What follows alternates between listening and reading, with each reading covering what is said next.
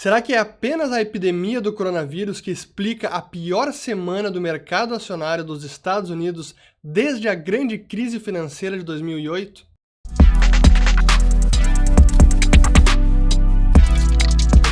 Bom, já tinha algum tempo que eu não fazia vídeo gravado aqui para o canal. A gente estava bem envolvido com o lançamento do nosso primeiro projeto para 2019, que foi o treinamento Ciclos de Mercado, e a primeira turma já está encerrada. E acabou tomando muito tempo da gente, de lives também aqui sobre a situação dos mercados. E depois dessa semana de carnaval, passada a semana de carnaval, a gente precisa falar do que está acontecendo, o que aconteceu com os mercados na semana passada, porque realmente foi impressionante as quedas que a gente viu no SP500, no Dow Jones, que foi a pior queda desde lá de 1928, então foi a pior semana desde aquela época, véspera do crash de 29, que foi a grande, que deu início depois à Grande Depressão dos Estados Unidos. Mas enfim, então é importante a gente falar dos eventos e o que explica esses movimentos nos mercados globais, não apenas de ações, vou falar também de outros, de ouro, título do Tesouro Americano e de outros países, enfim. E já convido também aqueles que estão chegando agora aqui no canal a se inscrever, ativar o sininho e também nos seguir no Telegram. A gente está com um canal no Telegram, então quem quiser nos seguir lá, aqui na descrição do vídeo está o link. Basta entrar e se cadastrar e você vai ter acesso lá a conteúdos exclusivos, informações que eu mando com mais frequência do que aqui no YouTube, com áudios, explicações, gráficos, enfim. Vale a pena, tá bem bacana o nosso grupo. Pois bem, o que explica então essa queda? Todo mundo está falando, claro, do coronavírus, o risco desta epidemia se tornar uma pandemia. Então, primeiro eu preciso falar, sim, quais são os riscos até para a saúde, O que se sabe até agora do coronavírus? Ao que tudo indica, parece ser, sim, mais uma gripe, um novo vírus de gripe, comum ou similar à gripe que nós já conhecemos, mas tem algumas diferenças que é preciso a gente entender, e é isso que eu quero mostrar primeiro, e depois, na segunda parte do vídeo, os impactos econômicos que o coronavírus pode ter, porque acho que essa é a parte mais importante. Então, primeiro de tudo, a gente está vendo o nível de infectados. Eu estou gravando esse vídeo no domingo, 7h40 da noite, dia 1º de março. Então, a quantidade de infectados está crescendo no mundo ainda. Na China parece que está se estabilizando. A quantidade de mortos também pelo vírus. Mas tem algumas estatísticas da OMS, a Organização Mundial da Saúde, que vale a pena a gente olhar. Primeiro, a taxa de mortalidade é muito maior entre as pessoas mais velhas, acima de 50 anos e acima de 70 anos, sobe de 8%. Então, essa é a taxa de fatalidade que temos até agora. Em termos de taxa de mortalidade por condição pré-existente, é claro que afeta muito mais pessoas que já têm algum problema anterior, como problemas cardiovasculares, diabetes, problemas respiratórios ou doenças respiratórias crônicas, hipertensão, câncer, e aqueles que têm apenas, que não têm nenhuma condição pré-existente, a taxa de mortalidade está apenas 0,9%. Já vou comparar com a gripe para a gente ver como isso se contrasta, Então, seguindo aqui, ainda sobre taxa de mortalidade, isso é algo importante que dos casos fechados, aqui a parte da direita, closed cases, temos uma taxa de mortalidade 7%. Por que tão alta? Porque ainda está ocorrendo os casos. Muitos casos ainda não foram resolvidos. Há pessoas que foram infectadas, estão com o vírus e ainda não foram liberadas, não tiveram alta. Mas isso é uma informação também importante da gente acompanhar. E aí, comparando com outras doenças, até com o vírus da gripe, assim, comparando com a gripe comum, o que é importante de ver aqui? Primeiro, a taxa de transmissão, que é o chamado R0, na gripe comum é 1,3 vezes, ou seja, uma pessoa infecta em média 1,3 pessoas. No caso da SARS, que foi aquela de 2002, 2003, também na China, e que infectou cerca de 8.000 pessoas e teve uma taxa de mortalidade de 10%, a transmissão era de 2 pessoas. Então, uma pessoa infectada transmite para 2 pessoas, em média. E a mortalidade da gripe é 0,1%. Agora, o novo vírus, que também é coronavírus, assim como o SARS é um coronavírus, mas ele é um vírus novo, então não se tem tanto conhecimento sobre ele, porque não realmente completamente novo para a ciência. Então, o Covid 2019 tem uma taxa de transmissão, até o momento, de cerca de 1,5 a 3,5. Então, uma pessoa infecta até 3,5 pessoas e com uma taxa de mortalidade de 2%. Então, esse é o momento atual. É claro que isso tudo são estimativas. Esse é uma das incertezas que traz o coronavírus, porque não se tem muito conhecimento sobre o vírus ainda. Então, a Organização Mundial da Saúde, os países estão ainda estudando, buscando entender melhor como o vírus se comporta, como ele acaba infectando, e é por isso que há tantas medidas de contenção, algumas muito drásticas, como a gente viu na China nas últimas semanas, e que estão começando apenas agora em outros países. Imagino não da forma tão draconiana como foi na China, mas sim teremos também algumas medidas de contenção importantes para evitar o avanço da doença, porque essa é a parte importante a partir de agora. Ainda a título de comparação, para colocar em perspectiva o coronavírus, que é o que tudo indica, de novo, não é para soar alarmista e nem indiferente, pelo contrário, é para mostrar os fatos e as informações que nós temos agora, até o momento, parece ser semelhante a uma gripe, embora até o momento com uma taxa de fatalidade maior, porque, de novo, ainda estamos coletando dados e ainda há muitos novos infectados. Mas a título de comparação, a gripe, apenas nos Estados Unidos, ela contamina cerca de 35 milhões de pessoas por ano, e no último ano, na última temporada, 2018-2019, a estimativa de 35 mil pessoas que morreram por conta da gripe. Então, é uma taxa de mortalidade de 0,1%. No mundo todo, a estimativa é de cerca de 650 mil pessoas que morrem por conta do vírus gripe influenza. E aí, falando do coronavírus, tem sim algumas notícias que são positivas. A primeira dela é que há uma baixa taxa de infectados entre crianças do total de infectados, menos de 3%, e até o momento nenhuma fatalidade, então isso é uma notícia positiva. Outro dado importante também é que mais de 80% dos casos reportados apresentam sintomas muito suaves, então é algo também importante. O que tem de notícia negativa por conta do coronavírus primeiro é porque é algo novo, então não temos ainda tantas informações sobre o vírus. Então é um novo vírus, a gente está conhecendo, estudando, muitos dados ainda são estimativas, como é o dado de fatalidade ainda. A transmissão ocorre mesmo sem sintomas, isso é algo que também preocupa, porque a pessoa pode estar infectada, não apresentar nenhum sintomas e acabar transmitindo o vírus da doença para outras pessoas. E a questão que traz talvez mais incerteza ainda, e é por conta disso também que há esses esforços tão fortes no sentido de combater o vírus e prevenir para evitar um contágio maior, é porque vírus podem sofrer mutações. Então, o vírus pode sofrer uma mutação e se tornar mais ou menos letal, que seria algo excelente, mas quanto a isso, não se tem como fazer nenhuma previsão. Tudo que eu estou trazendo informação aqui é de estudos que eu fiz nos últimos dias, por conta de relatórios da Organização Mundial da Saúde, de notícias da internet, então eu não sou especialista no assunto, estou buscando me informar. Então eu vou colocar todos os links das informações que eu estou trazendo neste vídeo na descrição abaixo, então também cliquem nos links e vocês podem entender melhor. Mas por conta de todas essas medidas agora, para evitar um contágio maior e tentar prevenir que a doença se alastre, que o vírus se alastre, isso acaba tendo repercussões econômicas brutais.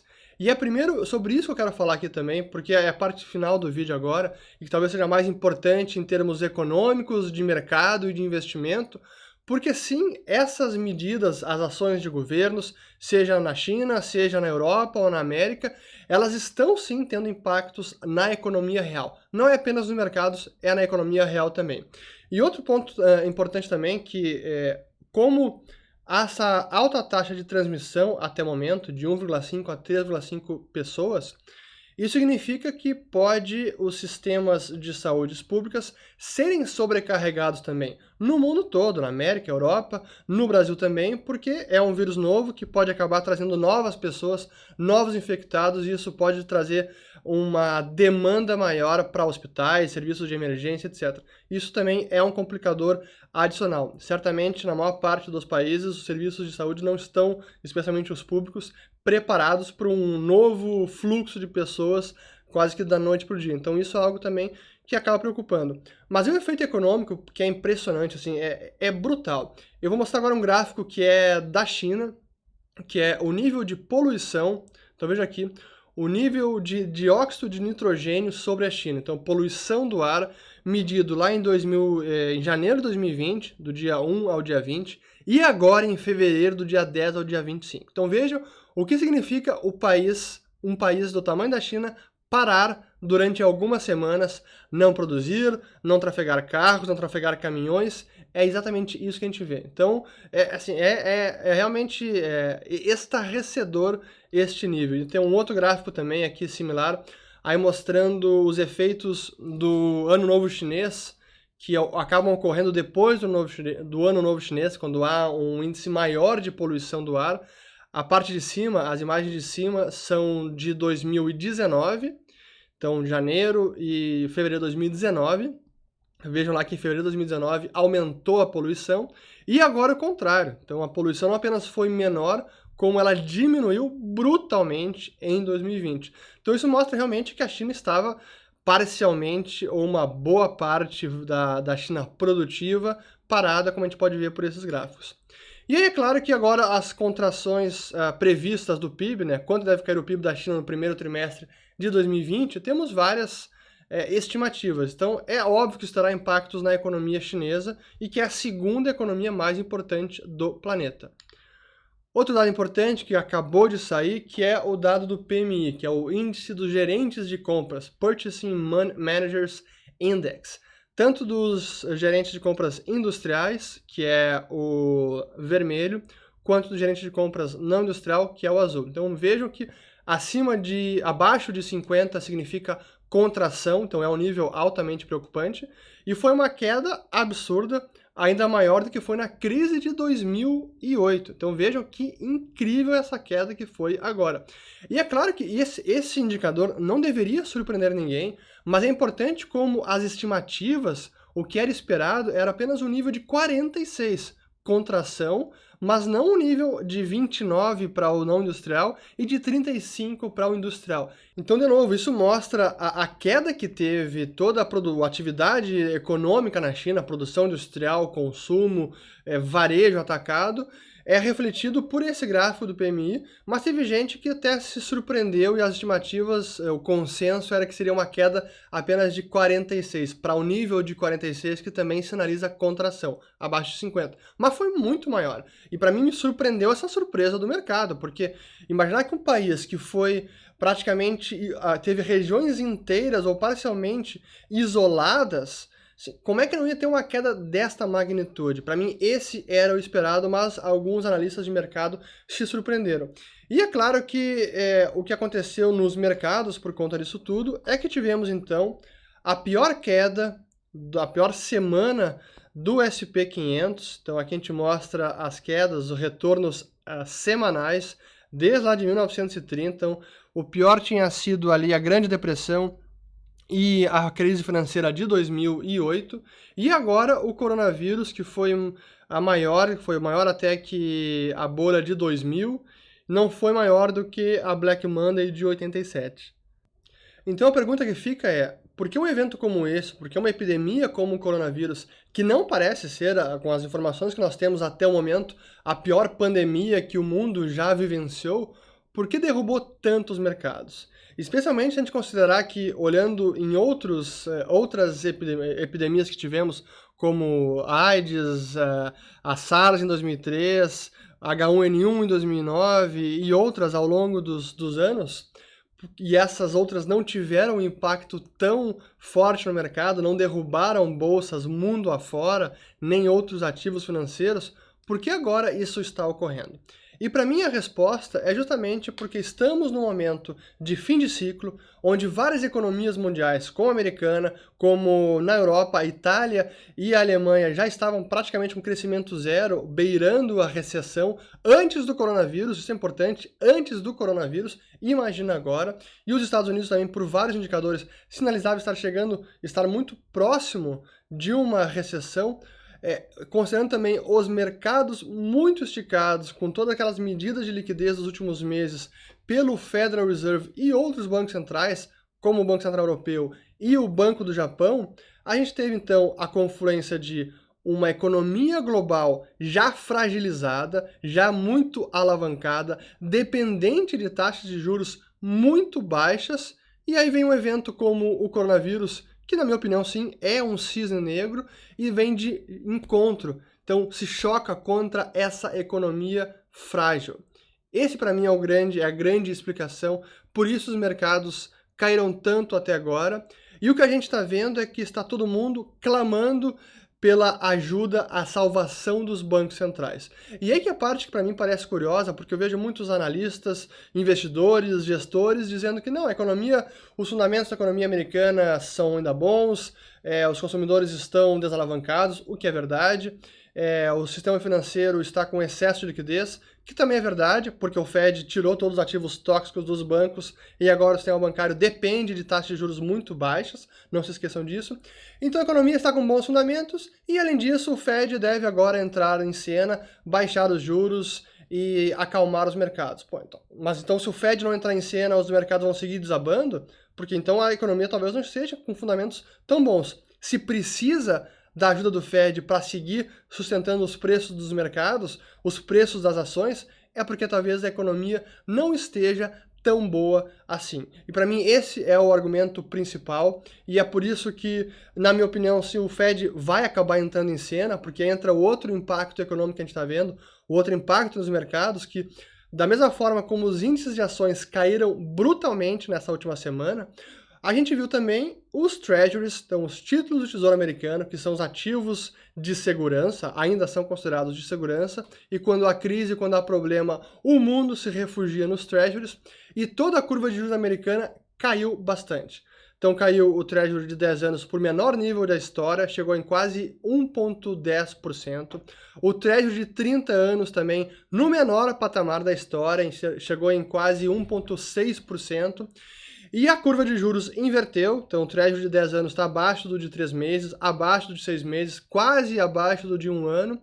E por conta agora também, isso é uma tecnicalidade para quem não está me acompanhando há mais tempo, mas por conta agora da diferença entre a política monetária da taxa básica de juros do Fed, que está entre 1,50% e 1,75%, e os rendimentos dos treasuries, e a taxa de juros que o Fed paga para os bancos sobre as reservas em excesso, que é de 1,6%, há uma arbitragem onde os bancos vão preferir demandar reservas no Fed, porque paga mais do que ficar com treasuries, e isso pode inclusive fazer com que aquela taxa de curto prazo que disparou lá em setembro de 2019 volte a disparar agora. Então, por conta disso, o Fed deve sim reduzir a taxa de juros, talvez até antes da reunião de março, para acalmar os mercados. Mas para encerrar, sim, foi mais uma semana histórica. Para mim, a explicação da queda tem mais a ver com a fragilidade da economia mundial e do sistema financeiro americano e europeu e japonês também, em certa medida, e na China também, que é uma das economias mais alavancadas, o sistema bancário mais alavancados do planeta, se não o mais alavancado do planeta. E aí vem um evento como esse e vai de encontro e acaba assim o cisne negro atropelando o frágil. Para mim essa é a explicação principal. Não sabemos como serão as próximas semanas, como eu estou gravando isso no domingo, daqui a pouco abrem já os mercados na Ásia, mercados futuros, não sei se teremos novas quedas nessa semana, se o Fed vai acabar intervindo, mas eu digo que o cenário sim ainda é desafiador, ainda ele é incerto e teremos mais volatilidade nas próximas semanas, com certeza, porque, primeiro, depende da evolução do vírus, depende também das medidas de contenção dos demais países e que começarão a ter impactos econômicos a partir de agora. O que a gente viu na China já em fevereiro e março, a gente deve começar a ver em menor medida, certamente, menor escala e dimensão, nas outras economias. A gente está vendo agora cancelamento de eventos esportivos, de qualquer tipo de evento com muita aglomeração.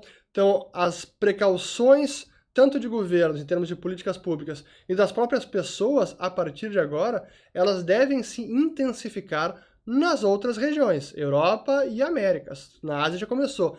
Está começando agora no restante do planeta. Isso vai ter impacto econômico também. Então, não apenas pelos impactos econômicos na economia real e por conta de incertezas do próprio vírus, da evolução do vírus, e por conta de mercados já esticados, que estavam esticados, deveremos ter mais volatilidade. E todo mundo à espera do Fed e de outros bancos centrais que eles venham a socorrer os mercados e tentar frear essa queda ou até reverter e talvez termos novas altas. Será? Não sei. Acho que o Fed deve sim entrar em cena, mas se ele vai conseguir segurar mais uma, vamos ter que esperar e ver o que vai acontecer.